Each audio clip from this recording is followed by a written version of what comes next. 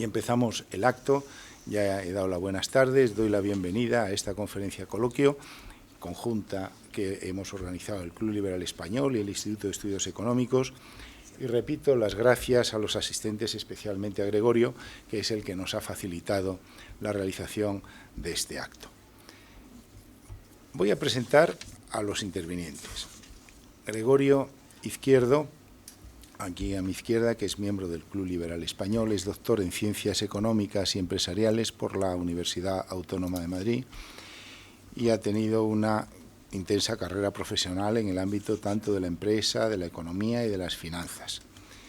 Y ha dirigido 3 de los principales servicios de estudios de España. Actualmente es director general del Instituto de Estudios Económicos y vocal del Consejo General de Economistas de España y de la Junta Directiva del Colegio de Economistas de Madrid y miembro del Consejo Asesor de la Facultad de Económicas de la Universidad San Pablo CEU. Y ha participado como experto en diversas comisiones oficiales del Congreso, como del Congreso de los Diputados, del Senado y de la Asamblea de Madrid. Es miembro de diversos institutos, el Instituto Español de Analistas Financieros, también es socio de honor del Círculo de Empresarios, ha publicado más de 100 artículos científicos, 5 libros, dirigido múltiples tesis y es, por oposición, profesor titular de Economía Aplicada de la UNED. Ha sido presidente del Instituto Nacional de Estadística, que es tan importante en este momento, hasta el punto que ya sabemos que Sánchez depuró a tu sucesor y luego posteriormente ha nombrado a otro cuyo origen no conozco, y ha sido también director de la Oficina de Censo Electoral, presidente del Consejo de Empadronamiento y vocal de la Junta Electoral Central. En fin, y además es miembro del Club Liberal Español, con lo cual tenemos amigo mío, con lo cual ya no sé qué más decir, Gregorio, y muchas gracias por estar con nosotros. Salvador Ruiz Gallud, digo por el orden que me habéis dado, Salvador Ruiz Gallud, que es licenciado en Económicas por la Autónoma de Madrid, licenciado en Derecho por la Universidad Central de Barcelona. Es inspector de Hacienda del Estado, excedente, auditor oficial de cuentas y experto del Fondo Monetario Internacional. Ha ocupado puestos de responsabilidad ya en la Administración Tributaria del Estado, en Barcelona y en Madrid, y ha sido director general de la Agencia Estatal de Administración Tributaria desde agosto del 2001 a abril del 2004. Es socio director del área fiscal de Equipo Económico, despacho especializado en análisis económico y en la práctica jurídica. También es director del Máster de Asesoría Fiscal de SADE en Madrid y, como sabemos, pues tiene una gran experiencia como conferenciante y profesor en cursos de carácter fiscal, tanto en España como en otros organismos internacionales. Pues muchas gracias, Salvador, por tu presencia en este acto, y Juan Ignacio Gorospe Oviedo, que está a la izquierda de Gregorio, es catedrático de Derecho Financiero y Tributario de la Universidad CEU San Pablo, fue en su momento profesor titular, previa acreditación por la ANECA en 2011, profesor agregado de Derecho Financiero y Tributario de la Universidad San Pablo desde 2004, mediante concurso de méritos. Y sobre todo es un investigador y un estudioso del mundo financiero y tributario. Y tiene trabajos hechos de investigación y publicaciones en relación al establecimiento permanente y economía digital, tributación de economía colaborativa, fiscalidad ambiental y tributación de los derechos de emisión de gases de efecto invernadero, fiscalidad de planes y fondos de pensiones, coordinación del impuesto de renta a personas físicas y el impuesto de sociedades, pago extemporáneo de deudas tributarias, financiación autonómica. En fin, pues este es nuestro plantel de hoy y realmente interesante. Y ahora voy a presentar al club, porque no, eso es que si no luego me lo reprochan. Son Carlos, solamente. Me piden por favor que te acerques un poquito más al Ah, sí. Solo. Están conectados por streaming, solo son 3 minutos. El Club Liberal Español es una asociación civil. Se nutre exclusivamente de las cuotas nuestras, de los socios. No tiene ningún tipo de subvención, ayuda de ningún orden, ni estatal, autonómico, municipal, ni de ninguna otra institución, ni pública ni privada. Bueno, privada sí, porque nos invita la Fundación Wellington a que estemos aquí con habitualidad. Y el club, el objetivo es el reconocimiento de la libertad, de la dignidad de la persona y de la igualdad de la persona. Somos iguales, nosotros nos llamamos Club Liberal Español. Defendemos la libertad, nos criticamos a aquellos que son enemigos de la libertad y como es Club Liberal Español y nos y somos españoles.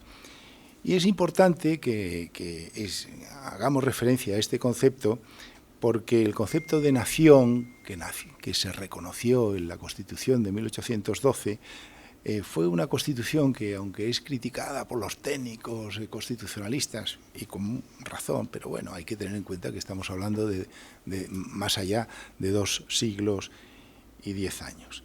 Entonces, sin embargo, tuvo un gran avance en relación a los derechos de los españoles, porque pasamos de la condición de súbdito y se reconoció el carácter de ciudadano de los españoles en la Constitución. Se reconoció la nación soberana, porque entonces era el rey, era el soberano. Se reconoció la nación soberana. Y especialmente se acabó con el poder absoluto, porque en la Constitución de 1812 pues, se dividió el poder, no de una forma muy expresa, no estamos como si fuera la teoría de la división de poderes, pero bueno, el rey, entonces Fernando VII, pues no quiso, como recordamos todos los datos históricos, reconocer y firmar la Constitución de 1812 porque le quitaba poder. El poder estaba distribuido entre el Ejecutivo, el monarca, el Legislativo y el Judicial, que bueno, aquello que estaba reconocido de aquella manera en aquellos tiempos. Bueno, en aquellos tiempos y ahora, porque ahora bien que persiguen al Poder Judicial para someterlo al Poder Ejecutivo, como bien conocemos nosotros, porque estamos lamentablemente en un proceso de concentración de poder promovido por este gobierno socialcomunista que tiene España, lamentablemente. Y dicho esto, lo único que me falta decir es que el Club Liberal Español es amigo de la libertad, los enemigos de la libertad, entre otros el nacionalismo, pues no nos gusta nada. Aspiramos a una convivencia en libertad, una convivencia pacífica con progreso, en base a la ciencia, en base al estudio, en base a los avances. Nos gusta el marco de derecho de libertades, de derechos y libertades que se reconocen en las constituciones vigentes europeas. Especialmente hacemos hincapié siempre en este club de la necesidad de la libertad de expresión, del reconocimiento de la propiedad privada, del tener una fiscalidad justa, y ya voy enlazando con el tema de hoy, y el reconocimiento a la libre empresa. Es lamentable lo que ayer ocurrió, antes de ayer, con Roche, cuando le llamó una de estas podemitas, no sé si capitalista indeseable o capitalista sin conciencia. Bueno, pues es lamentable y le ha contestado muy bien, Juan Roche le ha contestado muy bien, diciéndole que la empresa se dedica a ganar dinero y a pagar los impuestos y que con esos impuestos el poder haga lo que entienda oportuna. Y entre ellos no está el enfrentamiento entre las personas, entre los grupos y mucho menos de la empresa con la sociedad. Bueno, y ese es el club, lo que queremos nosotros en el Club Liberal Español, y ya tenéis la palabra. Los invitados, muchas gracias otra vez. ¿Y quién va a intervenir primero? Interviene Gregorio Izquierdo. Muchas gracias por vuestra presencia. Pues muchas gracias, Carlos.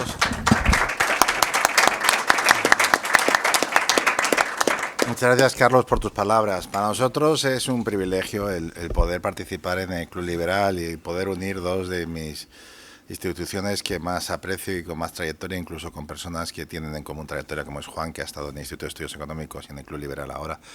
Son instituciones que tenemos mucho en común y precisamente con la excusa de que hemos sacado, lo vamos a repartir a todos en la versión digital, el libro del impuesto sobre grandes fortunas.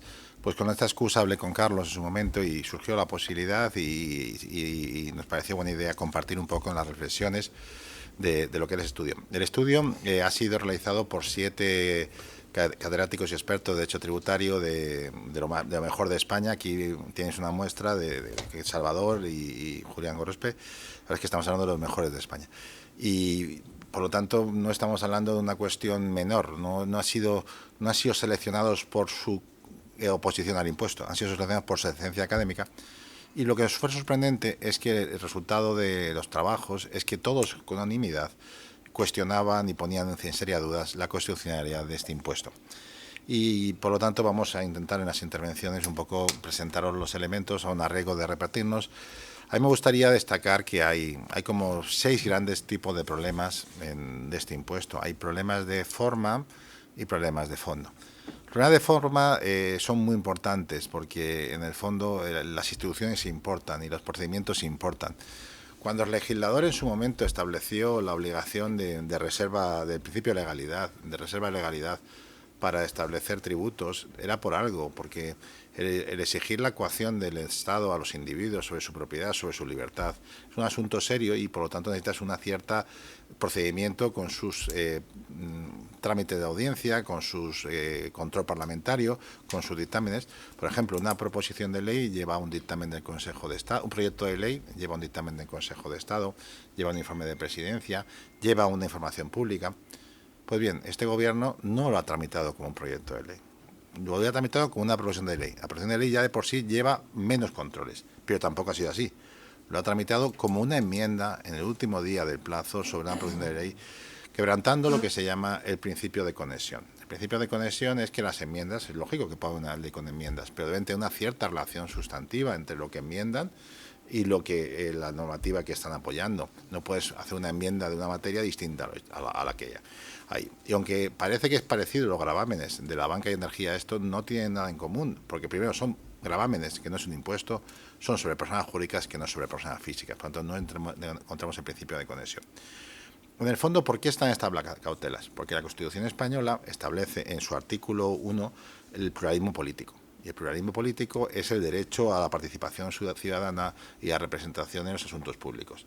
Cuando no haces una normativa a través del trámite arreglado, pues obviamente no ha sido debatida en las Cortes esta normativa y por lo tanto ya de por sí lleva un serio vicio de inconstitucionalidad formal como consecuencia de una enmienda que por definición, una enmienda en ese plazo no es susceptible de enmienda. Por lo tanto estamos hablando de una enmienda de enmienda. En segundo lugar, vemos cómo este tema afecta a una cuestión muy seria. La cuestión muy seria es que la Constitución española establece sobre la financiación autonómica, sobre la normativa autonómica, una garantía adicional a los efectos de establecer que las modificaciones sobre la misma deben hacerse sobre una ley orgánica, que es una ley con una mayoría distintas.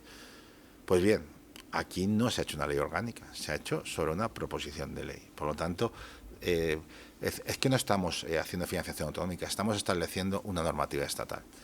Es un poco excesivo y forzamiento del lenguaje decir que esto no es una financiación autonómica. Está condicionando la manera de proceder las comunidades autónomas a las que la bajaron y a las que, como consecuencia de norma, se han planteado la osadía de subirla aún más. Es decir, hemos encontrado, como en diciembre, alguna comunidad autónoma ha subido sus tipos por encima aún más de los ya excesivos mediante la figura del decreto ley, que tampoco es válida, ¿no?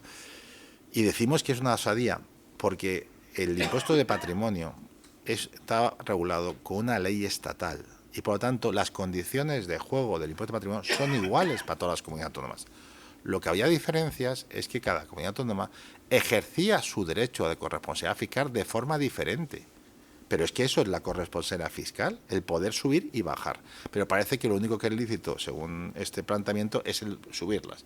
Bajarlas no. Entonces, si no, solamente sirve subirlas, no tiene sentido que cedas la competencia sobre el respecto. Para eso no hacía falta este carro y esta alforja, ¿no? La verdad es que lo que están haciendo por esta normativa, están vaciando de contenido la corresponsabilidad fiscal autonómica en este ámbito, porque si una comunidad autónoma quería utilizar la imposición patrimonial como atractivo para localización de personas o de inversiones, el impuesto lo que hace es imposibilitar la misma, mucho más allá de la figura que le llamemos. Y de hecho, está tan claro que estamos hablando de financiación autonómica que el impuesto es un clónico del impuesto de patrimonio mal copiado, porque hay aspectos que no están bien copiados, pero es un clónico. Por lo tanto, estamos hablando de que estamos ya con dos torcimientos de la normativa arreglada y ordinaria. y ya empieza un poco a sonar mal, ¿no? El tercer problema, que lo van a comentar también los compañeros, es que hay otro principio de Constitución, que es el artículo 9, que es el de seguridad jurídica. La seguridad jurídica es una condición indispensable para la confianza de los agentes y de las personas, de saber a qué te vas a tener. No puedes tomar tus decisiones y acciones económicas y que te cambien las reglas de juego de forma sobrevenida una vez has tomado la decisión. Esto se llama retroactividad. Las normas solamente pueden ser retroactivas en el ámbito penal si son favorables, pero no en el resto de ámbitos. Luego haremos tecnicismo jurídico, si la retroactividad es total o es de grado medio o es impropia, porque la impropia, posiblemente esto sea una retroactividad impropia, porque el Constitucional ya ha dicho que como entra en vigor el último día de año y el impuesto se venga el último día de año, no es retroactivo. Pero no es así, porque la retroactividad impropia, es decir, has cambiado de forma sustancial las reglas de juego. Y, por ejemplo, el señor que decidió residir en España con una normativa establecida que te está 183 días, la norma que se conoció a finales de noviembre no le dio la posibilidad de tomar esa decisión de forma consentida e informada. Se le sorprendió. Eso es quebrantar la seguridad jurídica. Aquel señor o señora que se organizó su empresa familiar, que tiene unos requisitos de organización que tienen que estar cumpliéndose al menos 90 días del año, tampoco lo pudo hacer de no conocer esta normativa. Por lo tanto, estamos hablando de una normativa que ha sorprendido. Y sorprender es retroactividad, es quebrantar la seguridad jurídica. Porque las circunstancias de aplicación son relevantes en el tributo, más allá de su entrada en vigor. En cualquier caso, una normativa que entra en vigor la última semana del año, ya empezamos a pensar fechas impropias, ¿no? De hecho, en el pasado se estableció la prohibición de regular con decretos leyes las normas impositivas. También se estableció la no posibilidad de utilizar la ley de presupuestos para meter figuras tributarias. Pues ya lo que hacemos es menos barbaridad que esto, para mi gusto. Y ya está prohibido y sin embargo utilizamos una proposición de ley. Y además, a mí me gustaría hacer un hincapié en una cuestión. Es que no ha habido nada urgente. Este tema se ha debatido y cuestionado en los últimos años. No ha sido una cuestión de urgentemente sobrevenida, que haya surgido algo. Lo único que ha surgido de nuevo es que la comunidad andaluza quiso ejercer su corresponsabilidad fiscal. Y esto fue la respuesta del gobierno estatal. Pero, de hecho, si estuviéramos hablando aquí, como Carlos sabe 200 veces más derecho que yo, si estuviéramos hablando de la doctrina de actos propios, el Gobierno de España, el día 6 de junio, rechazó una propuesta de impuesto de grandes fortunas que propuso otro grupo parlamentario. O sea, que estamos diciendo que la confianza legítima de los ciudadanos, que esto no va a hacerlo, que el Gobierno lo ha rechazado, que una cosa que está en el debate político lo ha rechazado. De hecho, hubo un informe de expertos en marzo que tampoco lo planteaba esto. Es decir, lo normal era no esperarlo, no que se esperara este planteamiento. Y eso no es una buena práctica, no es una buena práctica. Y a lo mejor pensamos, bueno, ¿qué más da? Afecta a las grandes fortunas. Y como las grandes fortunas son los otros, vale. No, afecta a España. Y cuando un inversor internacional ve este tipo de prácticas, dice, cuidado, que este país no cambia las normas de forma sobrevenida. Ya la cambia aquí, ¿por qué no la cambiará allí? Y esto es prima de riesgo. Prima de riesgo. Y esto es una cuestión que muchas veces no lo vemos, pero existe en la sociedad. El punto cuarto, que es un punto muy jurídico, pero a mí me gustaría destacar que posiblemente va a ser el que va a ser más incuestionable a efecto de la inconstitucionalidad, es que en la Carta Europea de Derechos Humanos, en el artículo 21, establece la prohibición de discriminación. De hecho, este es el punto por el cual el decreto 720 fue anulado en su momento. Pues bien, parece que, como hicieron la norma de forma apresurada, es la realidad, de forma sin meditar, sin pasar los controles normales, pues si los controles normales se hubieran subsanado, pues una norma con una calidad técnica muy, muy censurable. Pues entonces resulta que se les olvidó aplicar el mínimo exento al no residente. Entonces, el no residente va a entrar a tributar desde el euro cero y el residente va a empezar a tributar con 3.700.000 euros. Esto obviamente va en contra del principio de igualdad y de no discriminación, y esto no lo va a poder aguantar ningún tribunal. Luego, yo creo que eso va a ser un motivo, y sobre todo porque va a permitir jugar el partido en un ámbito distinto, porque yo creo que el partido se va a jugar en 3 ámbitos. Hay un recurso de casación en el Tribunal Supremo que está planteado ahora mismo, que está sin resolver. Hay unos posibles recursos que ha anunciado de Madrid y Andalucía de constitucionalidad, con una posible suspensión cautelar, y habrá un posible recurso con los trámites y los pasos necesarios para ello en los ámbitos europeos como consecuencia de este principio. Luego llegamos al quinto problema, Quinto problema es que aquí habla mucho el personal de la capacidad económica, de la riqueza, pero se olvidan, en ese artículo del 31 de la Constitución Española hay dos cosas que nadie cita. Una de ellas es que el límite de la capacidad económica es la confiscación. Y la confiscación no está permitida por la Constitución Española. El otro principio que se olvidan de ese principio 31 es que dice la normativa que el gobierno debe funcionar basándose en la utilización de los recursos en la eficiencia del gasto público. La eficiencia del gasto público tampoco se conoce, es el gran ausente de esto. Siempre es más fácil castigar al contribuyente que gestionar de forma eficiente, ¿no? ¿Por qué decimos que el principio de confiscación se produce en este impuesto? Pues porque en la práctica, en la medida que hay un mínimo de tributación, que además va a entrar para muchos contribuyentes como consecuencia de una error técnica de coincidencia de cuotas íntegras, de como mínimo tributar el 20% del impuesto de patrimonio, va a suceder que muchos contribuyentes van a tener un tipo efectivo de patrimonio sobre su renta del 100%.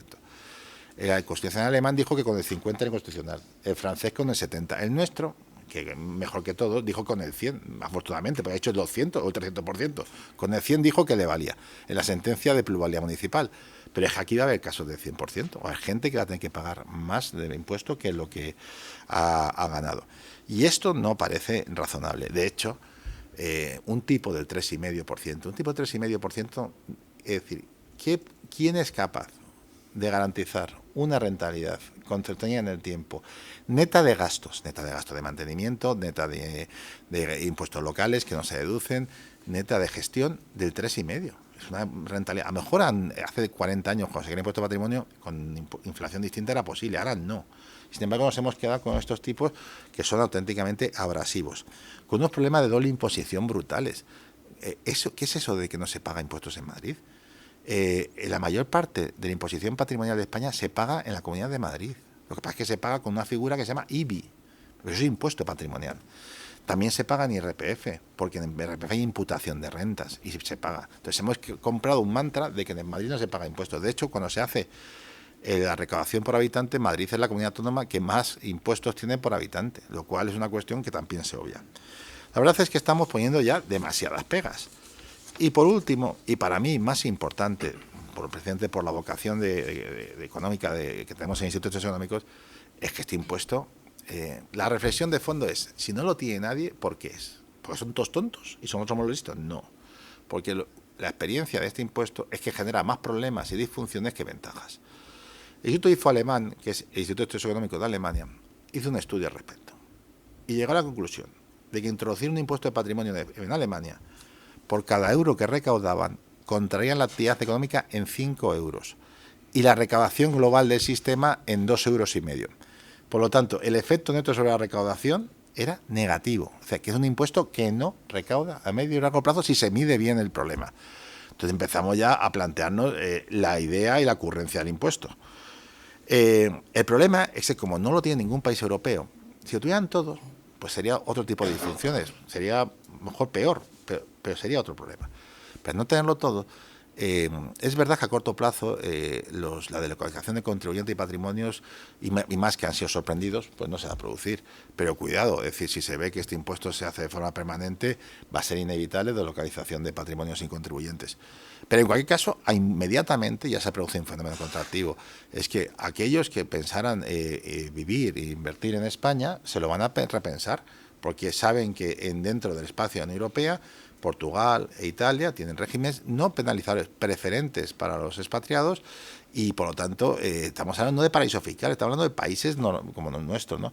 Hemos hecho perder mucho atractivo. Lo que hacen los países inteligentes son buenas prácticas, que haces tu sistema fiscal un poco mejor que el vecino para atraer. Lo que no haces es lo contrario, intentas ponerte el peor sistema de todos para desalentar, porque eso a lo mejor te da mucha alegría, pero realmente te da mucha pobreza. Y no creo yo que sea solidario crear un impuesto que va a generar pérdida de ahorro, pérdida de inversión, pérdida de riqueza y pérdida de empleo, porque los que van a perder empleo como consecuencia de este impuesto muy solidario no lo van a ver, y no lo creo que lo vayan a ver muy posiblemente.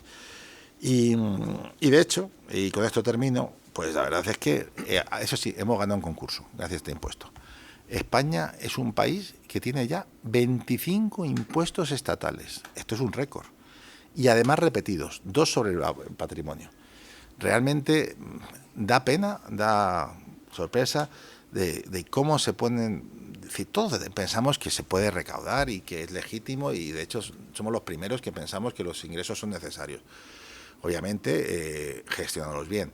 Pero estos son cosas muy serias y no son cosas para hacerlos a través de una enmienda en último día de plazo. Hacer un impuesto que no tiene ninguna parangón de experiencia comparada, y para más INRI, no porque no se conozca. Este tipo de figuras es verdad que hace 30, 40 años eran muy comunes, porque han desaparecido por lo inconveniente que es. Alguno dirá, no, hay países que lo tienen, y ponen a pensar en países extraños y raros, con una diferencia. Los pocos países que lo tienen fuera de la Unión Europea, y estamos hablando de países con controles de capitales y controles de cambio.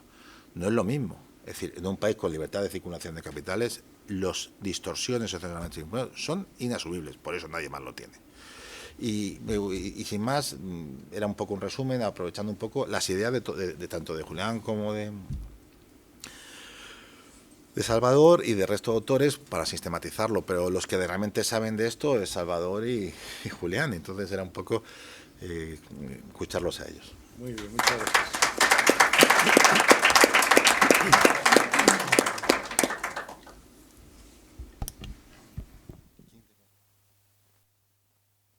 Por favor, acércate al micrófono todo lo que puedas, para que te digan los de streaming. Entiendo que me escuchéis bien los que estáis aquí, ¿no? Yo antes que nada, primero, agradecer muchísimo al Club Liberal Español, perfectamente representado aquí por su presidente, la oportunidad de estar con vosotros. Os agradezco también a vosotros, antes que nada, que dediquéis un tiempo de esta tarde a compartir ideas con los que estamos en la mesa. Y también muchas gracias, por supuesto, a Gregorio Izquierdo, como presidente del Instituto de Estudios Económicos, por darme la oportunidad de introducir una colaboración en un número de la revista del Instituto, que creo que es un número, y no lo digo precisamente por mi colaboración, que también, que creo que vale la pena revisar y analizar. Además está bien orientado porque tiene un resumen ejecutivo al comienzo de cada colaboración que hace fácil la lectura. Ha dicho una cosa interesante, Gregorio, que yo vengo comentando, bueno, y seguro que muchos de vosotros desde hace tiempo, que es el uso de técnicas de neurolingüística para distorsionar las cosas. Ha dicho, y lo iba a comentar yo, y no hemos hablado del tema, Gregorio y yo, antes de nuestra intervención.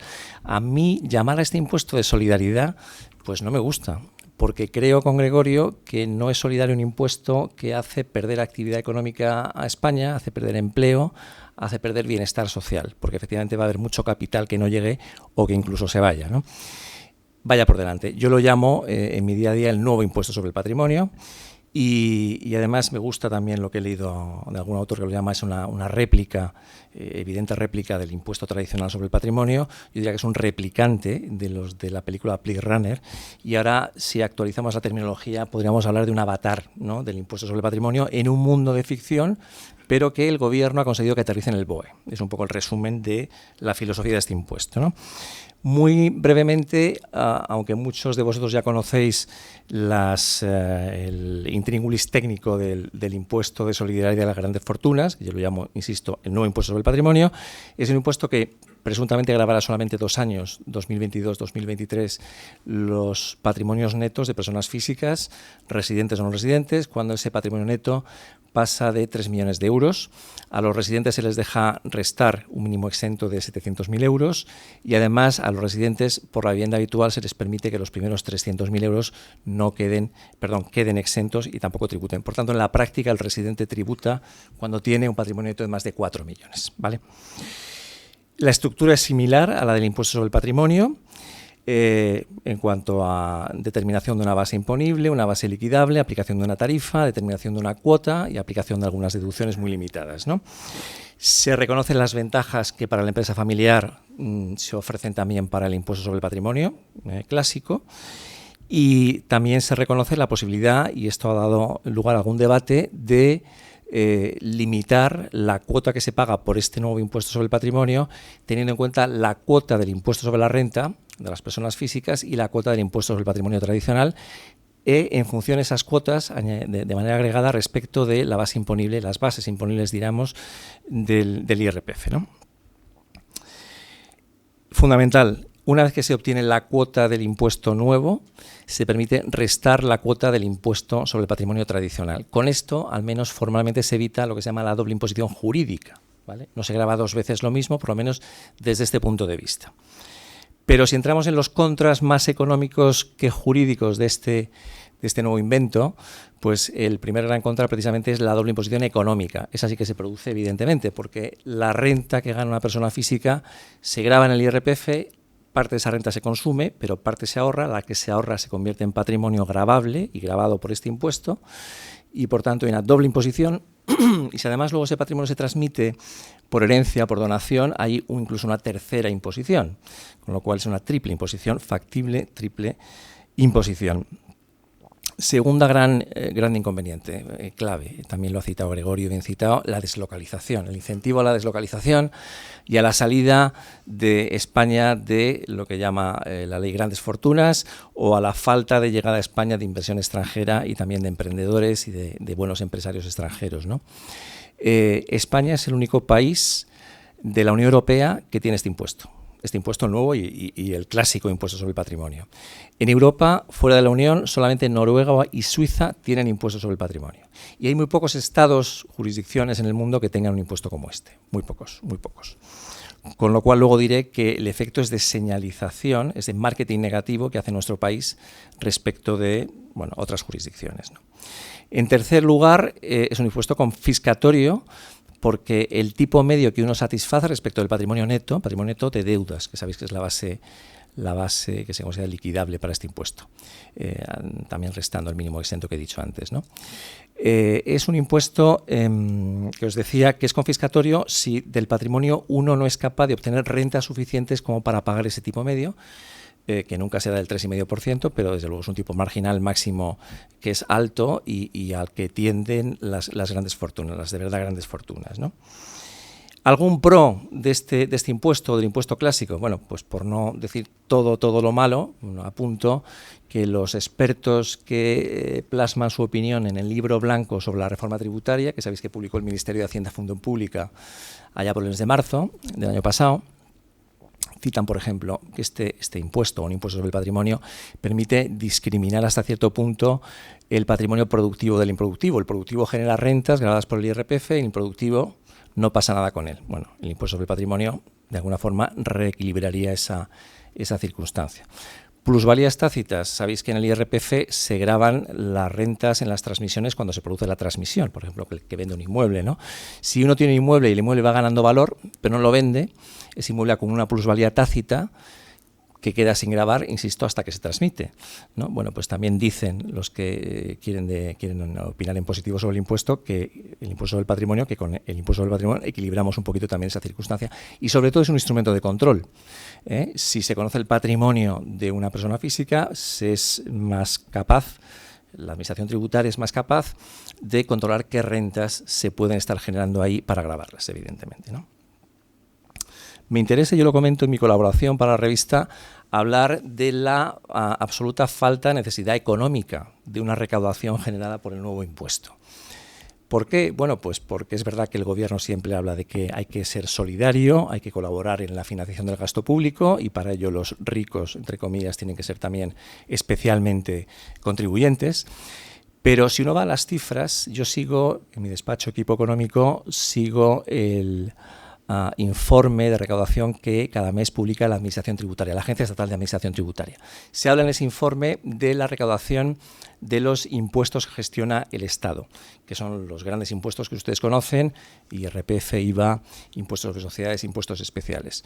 Hay otros impuestos, pero esos 4, que son los que generan mayor recaudación, bueno, pues de enero a noviembre de 2022 han generado una recaudación de más de 30.000 millones por encima de la que se obtuvo de enero a noviembre del año 2021.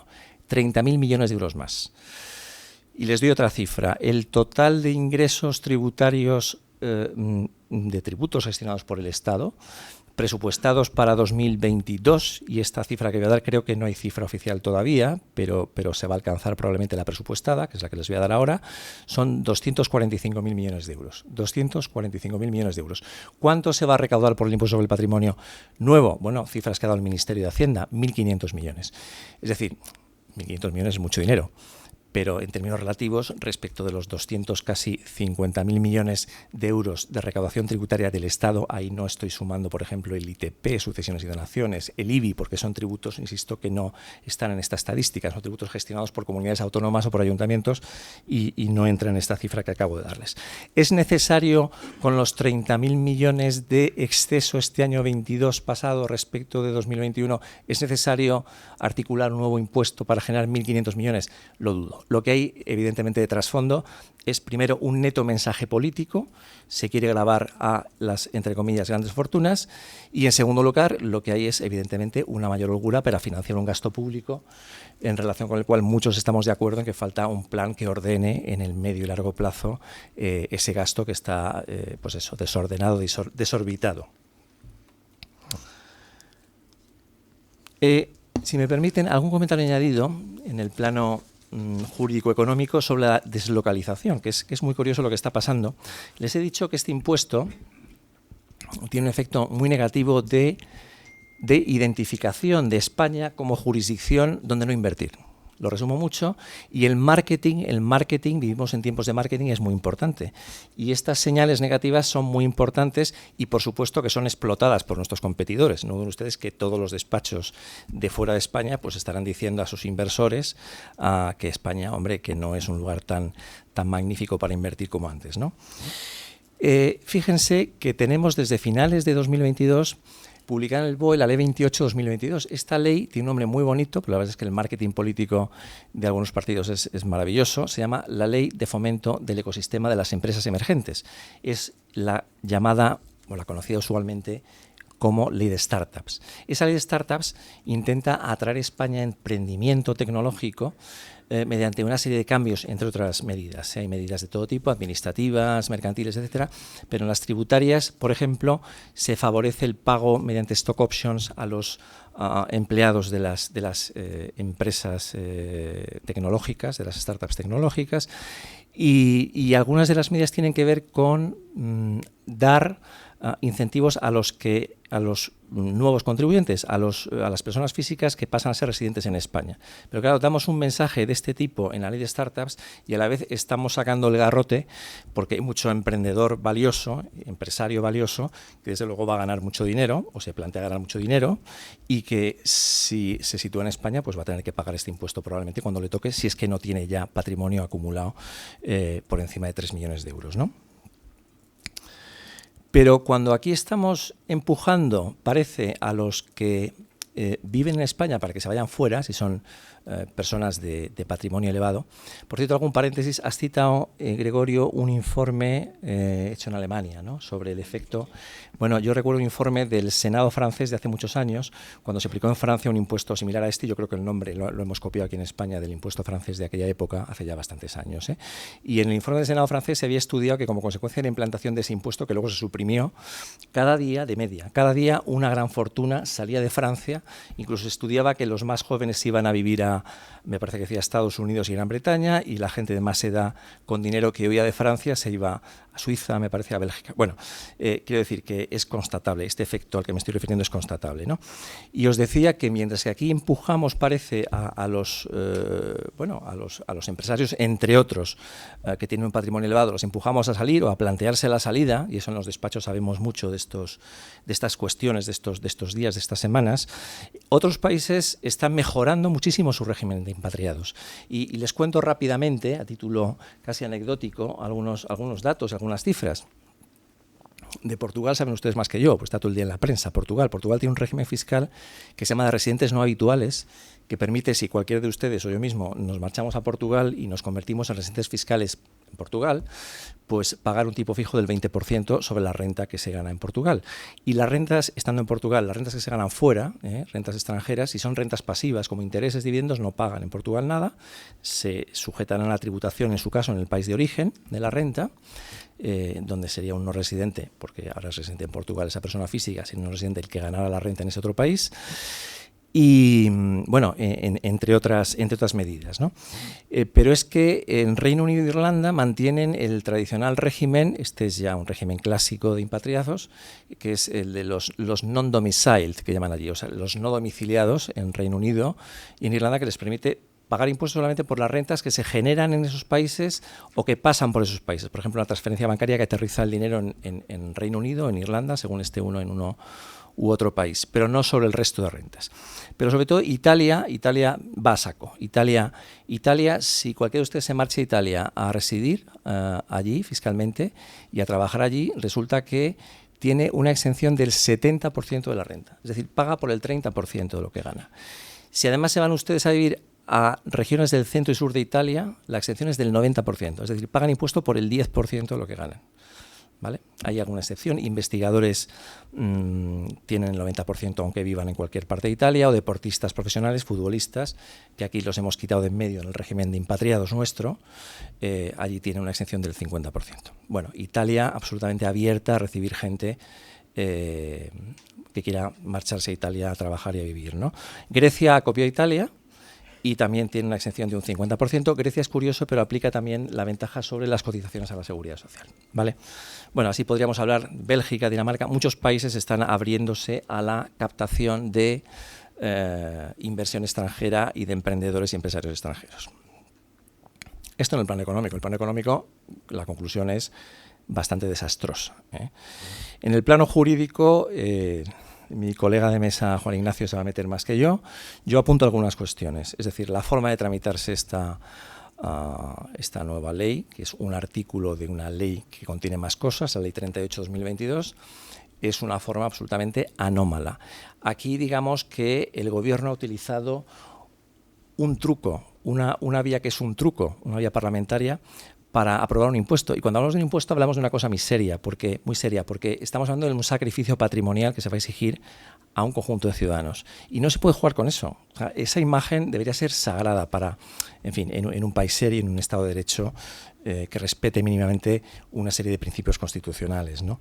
No me detengo más en esa cuestión, ya lo ha hecho, ya la ha comentado, ya ha entrado Gregorio y también Juan Ignacio va a decir algo, ¿no? Yo un matiz, una opinión personal que adelanto, se habla a veces de fraude de ley, es decir, pudiendo presentarse una iniciativa parlamentaria como proyecto de ley, que es lo habitual, sería lo habitual, proyecto que luego se informa de una manera que ya también ha comentado Gregorio, se va por la vía de la proposición de ley. Bueno, pero es una vía legal. Es decir, aquí en España tenemos un agujero. La tramitación parlamentaria de las proposiciones de ley se encuentra en el reglamento del Congreso de los Diputados. Cambiemos el reglamento, pero ya el reglamento no es un real decreto, tiene rango de ley. Y cambiémoslos ya y exijamos informes de órganos expertos que acompañen a las proposiciones de ley del minuto 1. Bueno, ahí lo dejo, ¿no? De la retroactividad no digo nada, me parece que también la va a tocar Juan Ignacio. Yo sí que entro en la gran cuestión jurídica que plantea este impuesto. O sea, este impuesto copia el impuesto sobre el patrimonio de una manera descarada. Es decir, ustedes, de verdad que es de pasmo, ustedes cogen la Ley Orgánica de Financiación de las Comunidades Autónomas, es una ley orgánica de hace ya bastantes años, pero cogen también la ley ordinaria, la Ley 22/2009, que es la que regula, la que recoge el vigente sistema de financiación autonómica. Entonces, en esas normas se habla del impuesto sobre el patrimonio. Y se habla en cierto sentido y cediéndose ciertas competencias a las comunidades autónomas. En virtud del ejercicio de esas competencias, comunidades autónomas como Madrid, pues bonifica al 100% el impuesto sobre el patrimonio, porque así lo decide Madrid. Andalucía lo ha bonificado ya desde 2022. Galicia lo tiene bonificado al 25%, lo sube al 50% para el 23%. Murcia también parece que anuncia cambios, ¿no? En ese mismo sentido. Y bueno, para soslayar ese problema, resulta que el Gobierno crea un impuesto con un nombre distinto que grava lo mismo. Y con ese, bueno, pero es una cosa bastante lamentable. Quiero decir que no es que aquí no hay ninguna gran, digamos, disquisición jurídica que pueda amparar el nuevo impuesto. Lo que hay es una burda burla, perdónenme la reiteración fonética, de nuestro sistema constitucional, de la Ley Orgánica de Financiación de las Comunidades Autónomas y de la Ley 22/2009 de cesión de tributos a las comunidades autónomas, ¿no? Que es la actualmente vigente y que es la que regula con detalle todo esto que estamos comentando, ¿no? Por mi parte, de momento nada más. Sí que decirles como resumen que la nueva figura falta a toda la ortodoxia jurídica y además es una figura innecesaria desde el punto de vista económico. Con lo cual, bueno, pues se alumbra una cosa, en fin, difícilmente nominable, ¿no? Yo ya poniéndome un poco en el pellejo de están aquí dos socios de mi despacho, en el pellejo más de mi día a día de fiscalista, les diría que, claro, aquí las soluciones, pues cada caso hay que mirarlo, ¿no? Pero hay una gran solución que es la salida de España, con costes personales importantes, también con costes fiscales. Pues saben ustedes que hay una cosa que se llama exit tax, que hace que en ciertas situaciones sobre ciertos activos pues haya que pagar un impuesto cuando uno se va, aunque no haya vendido nada, por ciertas plusvalías de básicamente valores inmobiliarios, acciones, participaciones sociales. Soluciones más, desde luego, adoptar inmediatamente cuando toque, cuando uno tiene un patrimonio empresarial, es decir, cuando uno realiza una actividad económica, que no siempre es el caso, pues intentar organizar, si ese no lo tiene hecho ya, una empresa familiar que tiene ventajas importantes, no solamente para patrimonio, sino para el impuesto sobre sucesiones y donaciones, incluso el IRPF. También cabe, digamos, distribuir patrimonio. El impuesto sobre el patrimonio, el clásico y el nuevo, son progresivos, es decir, cuanto más patrimonio tiene uno, más tipo impositivo medio paga. Bueno, pues si uno reparte el patrimonio entre los miembros de la familia, pues en general el tipo medio va a bajar, el tipo medio global va a bajar, ¿no? Y nada más, les diré que el caso, y ya terminó, el caso perfecto, la tormenta perfecta la tiene una persona de patrimonio muy alto que no tiene un patrimonio empresarial. Por ejemplo, me contaba hace no mucho tiempo pues un alto ejecutivo de un despacho, de una Big Four, me decía: Salvador, yo estoy en la peor situación, porque él no tiene un negocio suyo, él tiene un sueldo muy alto, muy elevado, pero es empleado, es empleado de una Big Four, lleva mucho tiempo de empleado, acumula mucho patrimonio y puede organizar una empresa familiar, pero no es una persona que tenga ningún negocio en marcha. Tendrá que inventarse alguna actividad económica, oye, que igual nos beneficiamos todos con el empleo que se genere, etcétera, ¿no? Pero quiero decir, hay situaciones difícilmente reconducibles, por lo menos en el corto plazo. Nada más por mi parte de momento. Muchas gracias.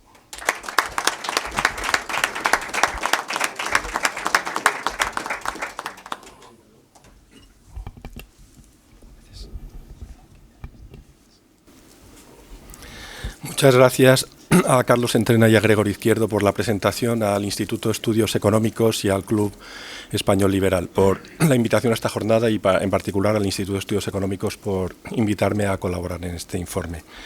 Lo primero que quiero poner de manifiesto es la importancia de este impuesto, que recae sobre un índice directo de capacidad económica como es el patrimonio. De hecho, la primera ley que se aprueba en la transición democrática por las Cortes Constituyentes fue la Ley 50/1977 de medidas urgentes de reforma fiscal, que creó el impuesto extraordinario y temporal del impuesto sobre el patrimonio. A continuación, en 1978 ya se aprueba la imposición sobre la renta y sobre sociedades.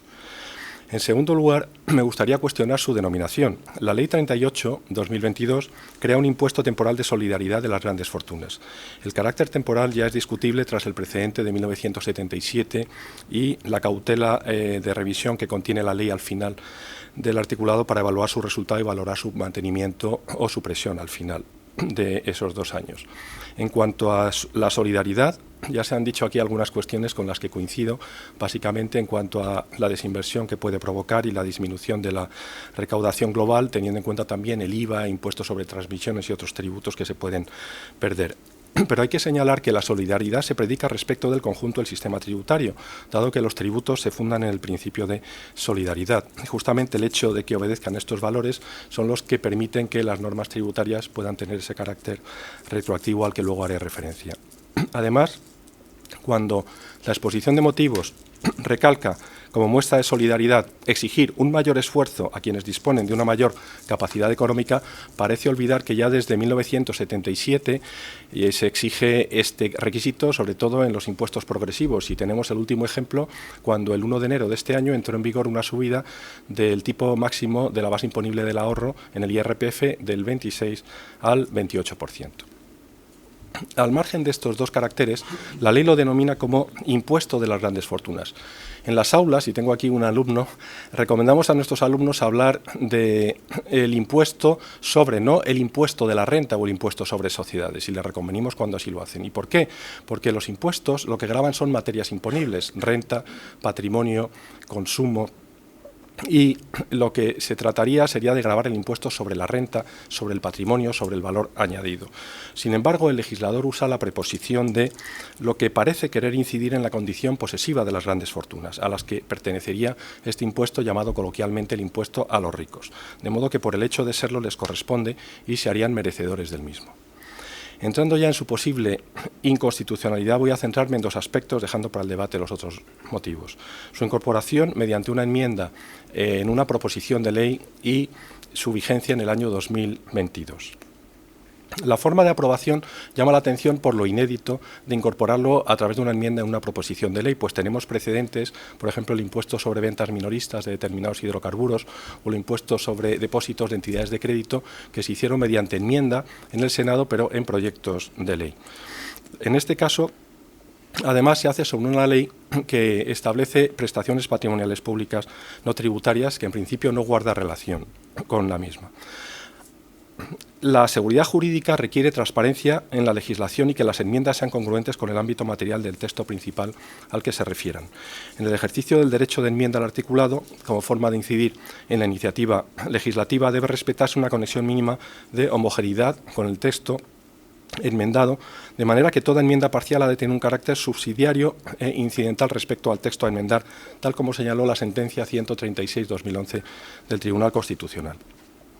En una sentencia posterior, la 209/2012, analizando el impuesto sobre ventas minoristas de determinados hidrocarburos y otras dos tasas que se habían incorporado a través de una enmienda, señaló que la identidad no tiene por qué ser tal, sino que bastaría con que hubiera una afinidad con las materias recogidas en el mismo.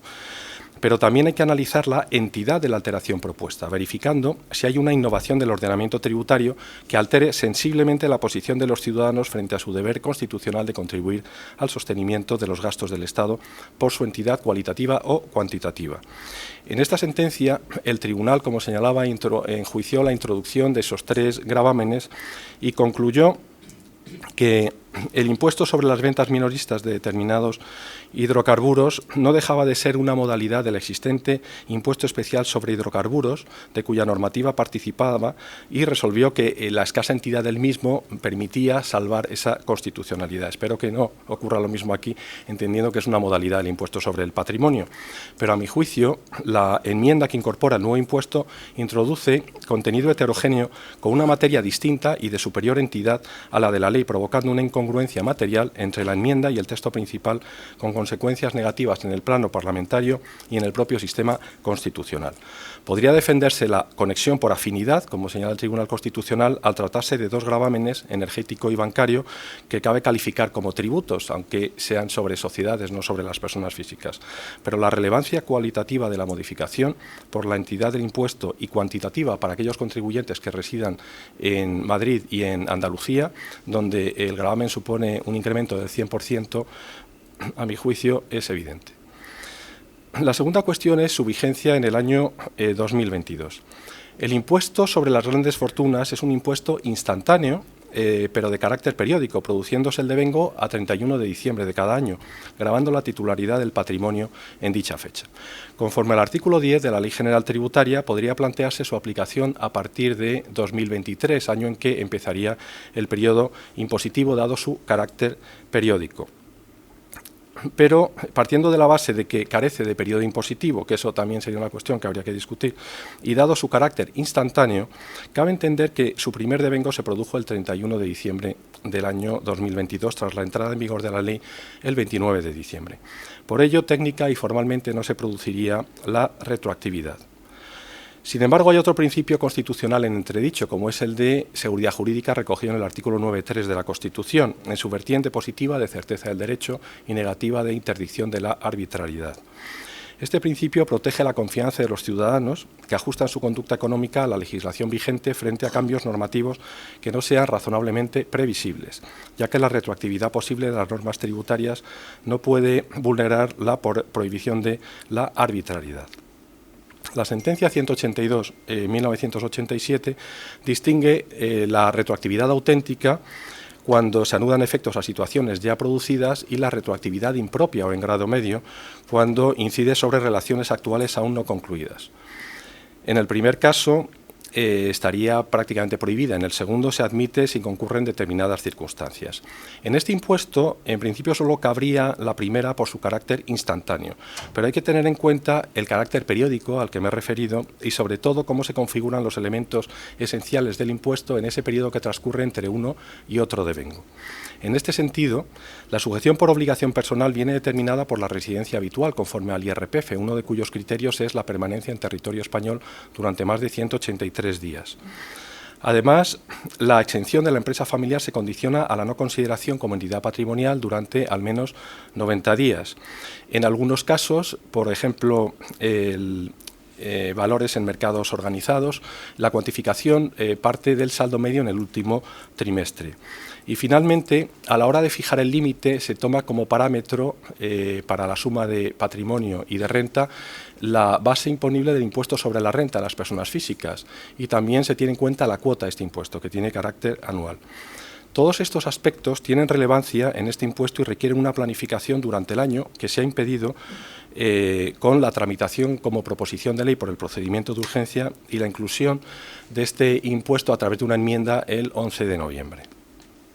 Además, en junio del año pasado, el Partido Socialista, junto con otros partidos, rechazó en el Pleno del Congreso una proposición de Unidas Podemos para impulsar un nuevo impuesto a las grandes fortunas. Y si nos atenemos a la nota de prensa de finales de septiembre, del 29 de septiembre, en la que se anunció su aprobación, conforme a la cual ya se sabría que se iba a aplicar, hay que recordar que la ministra de Hacienda dijo textualmente que era un impuesto estatal de carácter temporal para los años 2023 y 2024, con lo que nada hacía pensar que la aplicación podía darse ya desde el año 2022. Por todo ello, hay que traer a colación la doctrina del Tribunal Constitucional sobre la retroactividad impropia o en grado medio en el ámbito tributario, que siendo admisible puede entrar en colisión con otros principios constitucionales y muy específicamente con el de seguridad jurídica, teniendo en cuenta las circunstancias específicas que concurren en este caso. El Tribunal Constitucional ha tenido en cuenta principalmente la importancia cuantitativa de la modificación operada por la norma aplicada retroactivamente, su previsibilidad, la finalidad constitucional que se persigue y la posición central o marginal que ocupa el tributo respecto del que se ha establecido la aplicación retroactiva en relación con el conjunto del sistema tributario. A mi juicio, la importancia cuantitativa para los sujetos pasivos es evidente, como ya he señalado. Su carácter imprevisible se acrecienta por los antecedentes y la tardía aprobación de la enmienda, tal y como he mencionado también. Nadie podía prever que se iba a aplicar después de los antecedentes que se habían producido en ese mismo ejercicio. La finalidad constitucional de solidaridad, además, es inherente a todo tributo, la que se predica en la exposición de motivos. Y la recaudatoria no se justifica en un ejercicio en el que los ingresos, como bien se ha dicho por Salvador, están alcanzando, y por Gregorio, los niveles máximos, aparte de que ha sido cuestionada por la Autoridad Independiente de Responsabilidad Fiscal y se verá mermada en el futuro por las deslocalizaciones tanto de personas como de patrimonios y el obstáculo a las nuevas inversiones. En cuanto a la finalidad armonizadora, suscita dudas por el procedimiento seguido, al margen del Consejo de Política Fiscal y Financiera, la Ley de Cesión de Tributos y la propia Ley Orgánica de Financiación de las Comunidades Autónomas. Tenemos un precedente admitido por el Tribunal Constitucional en la sentencia 26/2015 en el impuesto sobre depósitos de entidades de crédito, pero ahí aunque no se argumentaban cuestiones formales, sino simplemente de competencia, se desestimó justamente porque el Estado sí tenía un título que le habilitaba, que es el artículo 6.2 de la Ley Orgánica de Financiación de las Comunidades Autónomas, que permite establecer hechos imponibles y las comunidades autónomas no pueden crear gravámenes sobre hechos imponibles ya gravados por el Estado. Por último, no deja de ser, como mencionaba al principio de mi intervención, una figura relevante del sistema tributario, complementaria del impuesto sobre el patrimonio. Por todo lo anterior, entiendo que hay elementos para sostener su posible inconstitucionalidad también por esa vigencia ya desde el año 2022. Muchas gracias a todos.